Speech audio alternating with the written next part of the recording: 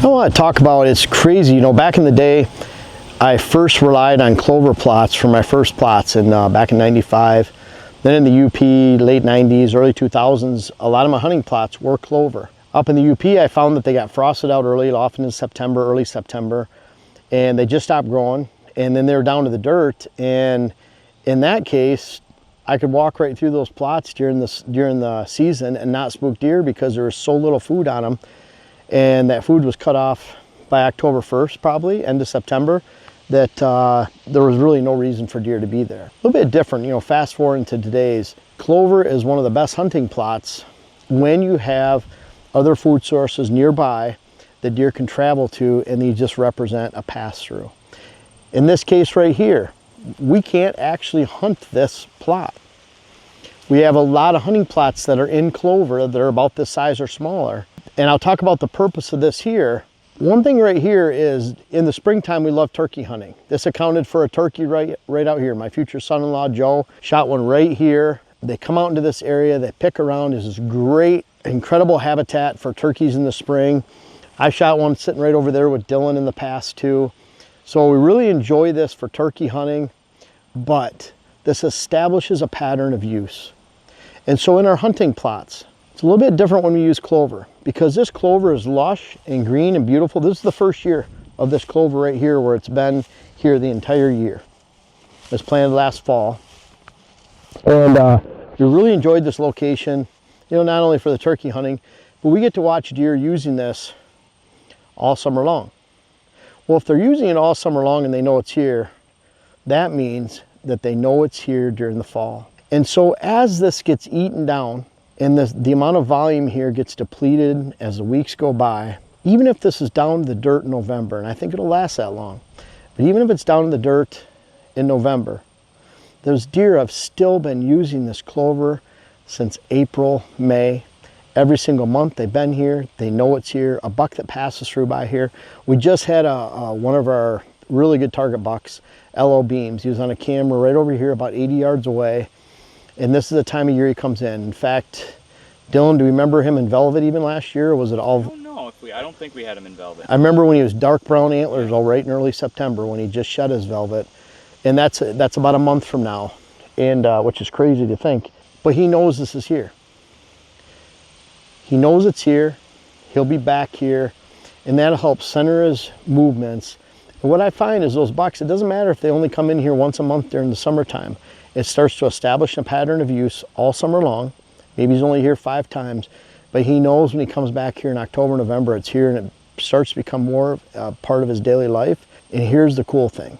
On all our hunting plots, they relate to some type of holding plot. A holding plot is where I want to hold deer until dark and let them go after that. Holding plots are really tough to hunt with a bow unless you have a little corner you can get to. We can't get back in this corner right here. So that holding plot serves that purpose of drawing the deer through a hunting plot. Well, this is a combination. So in this case, we have the hunting plot right here. We're not using it for hunting, but we're establishing that pattern of use. We want the bucks to focus on this during the summertime, even if it's just a handful of times. And then as the crops are coming in on the area behind, that's our buckwheat ultimate no-till process. We have brassicas, fall power greens in there. So once those come in, then it starts to take some pressure off this. They start hitting the nice young tender greens out there, especially on the fall power green side. That's more of an early to mid-season offering. They take some pressure off here, but they still continue that pass through. They still know this is here, and it just is a complement, so there's no drop off in attraction in this entire plot system. So the deer will continue to hit this. And what's really cool about a small little corner back here is we're not creating this giant doe factory where you have 10 does and fawns hitting this every night. There's a few scattered doe fawn here, and then everywhere else we have clover. In fact, Dylan and I were driving out today, and there were 2 fawns just bedded right out in the middle of some clover on a dirt patch we're replanting for this year. They're just laying out there. They hit it, but it's just a doe and 2 fawns in that location. There's a couple does and some fawns here. They're really spread out. And so what's really cool is those deer get used to this area. We're not holding an army of does and fawns that are going to be here and take over this plot later. It's more of a balanced approach. And like I said, when it comes to those hunting plots, the clover is perfect, because imagine this small little secluded spot that had woods around here. You have that clover, it gets eaten down. The green comes into a holding plot nearby, whether it's 100 yards away, 50 or 200. When the green comes in on the holding plot, it allows this clover to last longer. The deer get used to it for many months at a time. So if it is eaten down to the dirt, they still pass through. No different than Bo on one of our hunting plots last year. He wasn't coming in to take a bite that it looked like. He came in, made a scrape. He walked a little bit more. He'd already walked 60, 70 yards through the plot and he hadn't taken a bite. And then that's where I shot him. So clover can really be your friend when establishing these hunting plots, especially where you can get higher volume like this. We were kind of fighting against Mother Nature up in the UP of Michigan. We actually had frost for the earliest when I was up there was actually, it was September 1st. So we actually didn't have frost in August that year. And then we had it every other month. It never even got above 80 the entire summer. Or it was in the 70s, it were the high. So August 1st or September 1st was the first day of frost. And when that happens, this clover stops growing. It still stays green and lush, but every bite's not replaced. And of course, if you're getting frost that early, you're probably gonna get it pretty soon after that too. And so by the time you get into October 1st, we didn't have anything. And it just wasn't enough to establish that pattern. But when we're down here in southern Minnesota, southern Wisconsin, it can be that perfect combination to establish that pattern of use. Sorry for interrupting, we'll be right back, but it's getting close to fall planting season. We have some of our favorite blends, some newer blends, Big Boost 365. We have our Power Greens 365, those have the perennial base. We're actually planting some of that here. Big Boost, Fall Power Greens, those are some of our favorites, our all-time sellers. We're actually taking this strip of clover right here, we're gonna make that a perennial back up there. We're gonna terminate this buckwheat, we'll plant into it in the coming weeks, and then we're gonna hunt right behind me. Mock scrape right there. We're all set up. I hope you are too. Check out Pure Wildlife Blends. Now back to the video. And let's say we had something else planted in a hunting plot that was depleted and it gets down November 1st, October 15th. Well, if you just planted in August, they start hitting it September. They really only have 6-8 weeks where they hit it and then it's gone, as opposed to 6 or 7 months. And that's where there's a big difference when hunting on this clover right here, and why I like it for hunting plots. It represents the perfect pass-through, something that deer get used to all year long, easy to maintain. And I will say we plant ours in the fall, the best time to plant it.